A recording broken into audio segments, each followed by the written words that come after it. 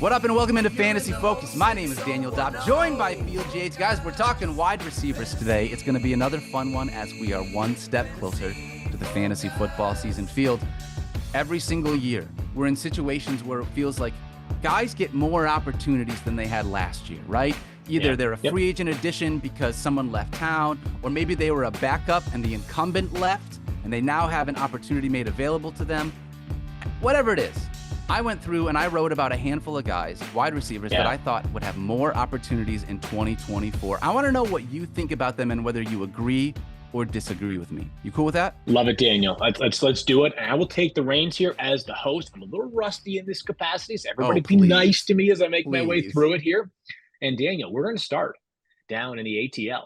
And you and I have talked about this team a bunch this offseason.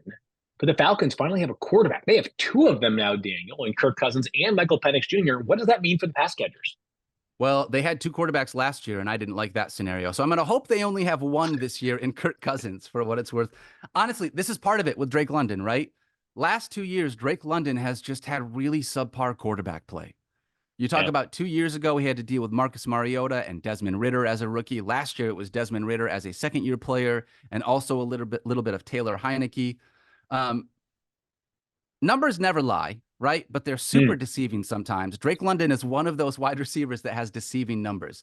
He had a respectable 25.9% target share, which was good enough for wide receiver 17 last year. But he was wide receiver 47 in fantasy points in spite of all of that volume. Does that sound familiar? Because to me, that sounds like A.J. Brown and his rookie season in Tennessee. I wonder who was there. Who was maybe the offensive coordinator, a part of that Tennessee team? Oh, shoot. I know who it was. Was it Arthur Smith? It was Arthur Smith. It sounds like the exact same situation where A.J. Brown was fantastic as a rookie, had a huge target share, but the actual target number was small because of that. They just didn't throw the ball enough.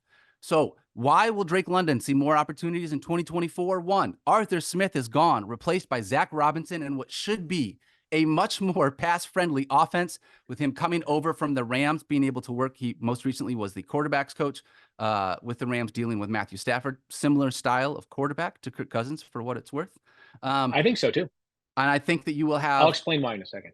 All right. Not only will you have, I think, a better situation from an offense that he will be with, but he will have a better quarterback. And at the same time, he only saw 109 and 117 targets each the last two seasons. That should rise a huge jump. If you look at what Kirk Cousins has been able to do with his number one wide receiver, obviously that was Justin Jefferson. I recognize I'm not saying Drake London is Justin Jefferson, but he knows how to be able to find his guy when he is looking for his main target.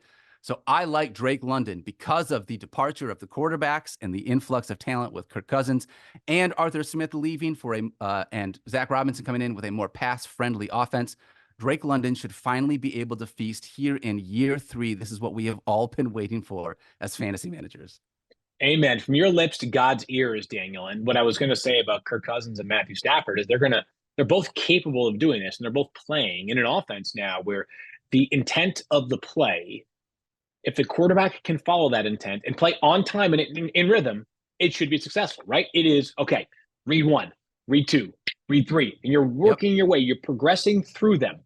Generally speaking, in a Sean McVay, now Zach Robinson offense, you're going to hit something within those first 1, 2, 3 reads. If not, these two quarterbacks are equipped to throw the football away, maybe dive back to the line of scrimmage. Not a lot of rushing plays, not a lot of, creativity out of structure stuff. But that was part of the reason why I think Atlanta had really no interest in Justin Fields, who, of course, we all connected there for quite some time. Justin is so creative and imaginative.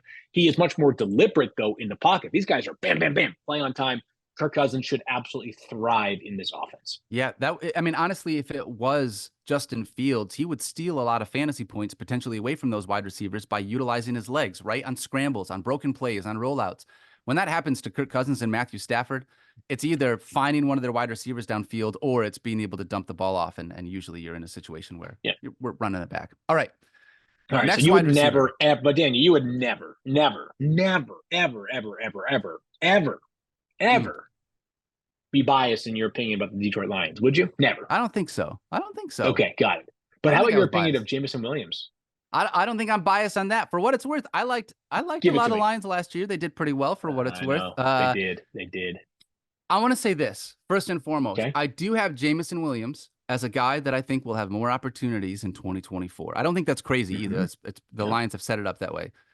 Yep. But I want to acknowledge before I even go into any of this field, there are not very many wide receivers that Okay. have a situation that JMO has been in, where through the first 2 years, you've seen such little playing time and production to be able to have That's them weird. break out in year 3. So I just want to acknowledge that. There's not a lot of comps for me to say, oh, Uh, look at this guy. JMO can be that. What I do see, though, is GM Brad Holmes doubled down on Jameson Williams being their wide receiver 2 this year. They did not add a wide receiver of note in the draft.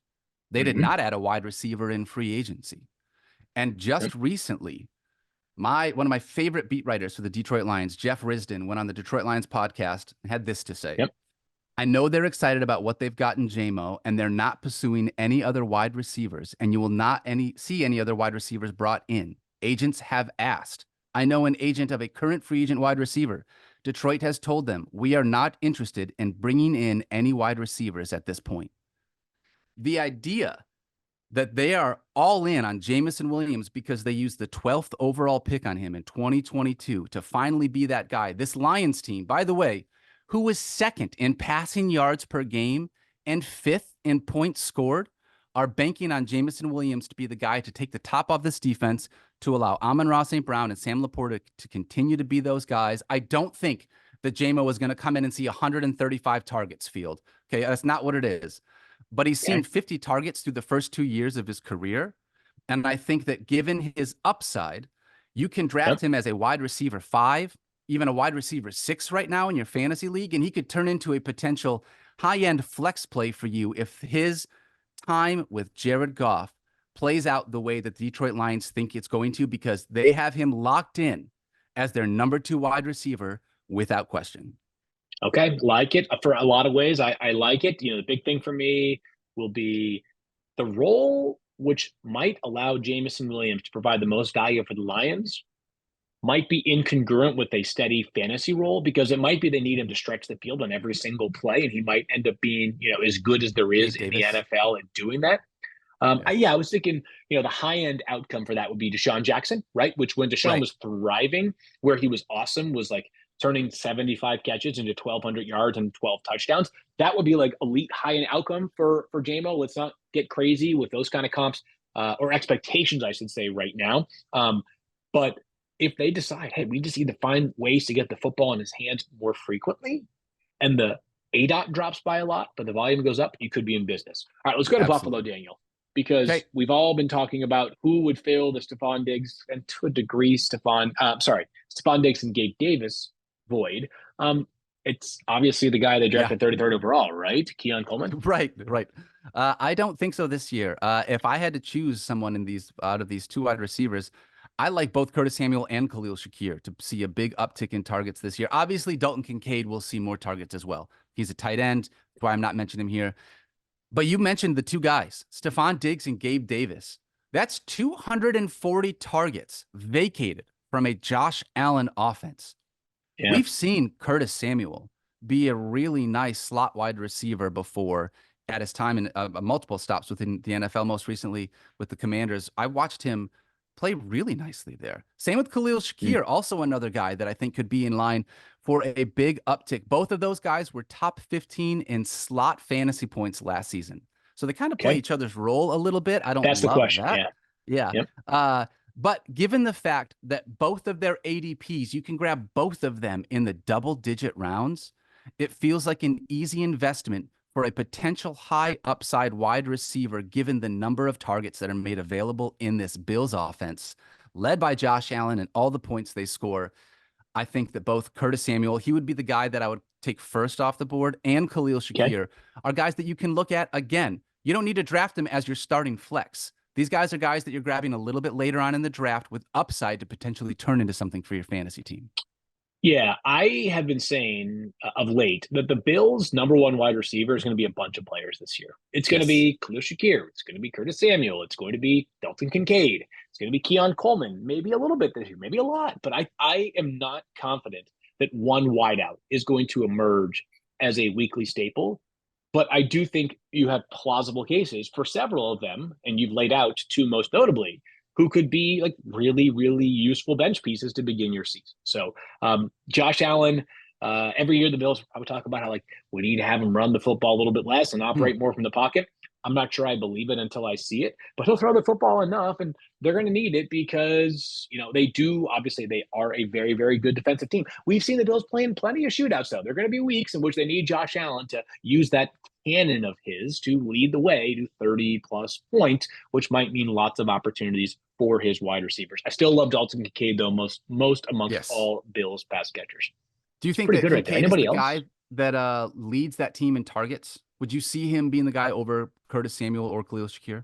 Because I don't think Coleman's Yes. going to I'm lead going to the go team in Dalton targets. Kincaid leads the team in targets this year. Yes. Yeah.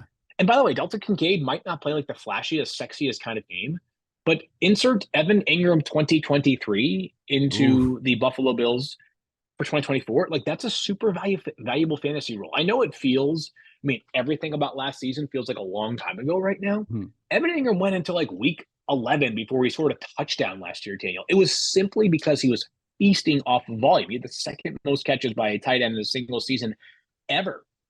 And yet, maybe it was in part because he wasn't drafted super high last year. But where, at least right now, Dalton Kincaid is going in terms of ADP, like you're totally fine if his like if he doesn't have like a bunch of touchdowns. Yeah, his first touchdown last year for Evan Ingram was December 4th, Daniel. Evan Ingram Wow. averaged 8.4 fantasy. I'm sorry, 8.4 yards per catch. 8.4. I'm gonna try to do this on the fly. Can I find out on the fly where Evan Ingram ranked in yards per catch last season? And the answer is I can't. I just got to go. I got to scroll a little bit Do you on want the just amongst tight ESPN.com ends page. or amongst No, all? no. Overall, okay, I got the answer. You give me a guess of where you think you ranked in yards per catch last season. I think I know this, but it's like, wasn't he top 20? No, no, yards per catch. Oh, Yards per yards catch. per catch. Yeah. Yards per catch would be low. I would say he's like 75th. 116th. Oh, okay, that's low. 116th. That's low. Fewer yards per catch than Samaje Perine, Tanner Hudson, Logan Thomas, Juju Smith-Schuster, Taysom Hill, Rondale Moore, amongst others. How Wow. insane is that? And who Wow. cares? It didn't matter. He had 114 catches. So, anyways, Dalton Kincaid, I'd love for him to average 10 yards per catch, but volume alone with a handful of touchdowns is plenty good enough for Dalton Kincaid to be a weekly lock it in starter top, 6 or 7 value at that position. Evan Ingram did that because he was fourth in the league in total receptions, not amongst wide Yeah. receivers, not amongst tight Yeah. ends, amongst Yeah. everybody, only behind Yep. CeeDee Lamb, Tyreek Hill, and Amon-Ra. Like Yeah. he Exactly. feels like the epitome of, and I mentioned this last year. This is kind of the way that I look at tight ends a lot, but like some guys are touchdown makers, some guys are chain movers. Like Evan Ingram Yeah. is the definition of a chain mover, right? Like that's Yep. what he does. And so if that can be Dalton Kincaid, and I can't tell you if it's going to be Dalton Kincaid or Curtis Samuel or Khalil Shakir, but I can tell you, Field, that 240 targets are available that went to Stefon Diggs and Gabe Davis last year, and that's going to go to Yeah, someone they in that are. Bills offense. So Totally. if we can figure out which one of these guys it's going to be, you can have yourself a really nice wide receiver for the Buffalo Bills. All right. Amen to that, Daniel. Hey, great stuff. And you can read more about this on ESPN.com. And anything else, Daniel, before we say goodbye? I think that's really it. We're going to be back Okay. on Monday, July 29th. Wait. Daily, 5 days a week. Me, you, Mike Literally Clay, every single Stefania day. Bell. It is going to be fantastic. 10 a.m. Eastern. Live stream the same way that we did everywhere else last year. Cannot wait for that. 10 a.m. Eastern time. 10. And with that, we love you guys. Thank you so much. If you want more wide receiver talk, go ahead and check it out. We had a bunch of fun wide receiver conversations this week. Until then, we'll see you next week, though. Skaters.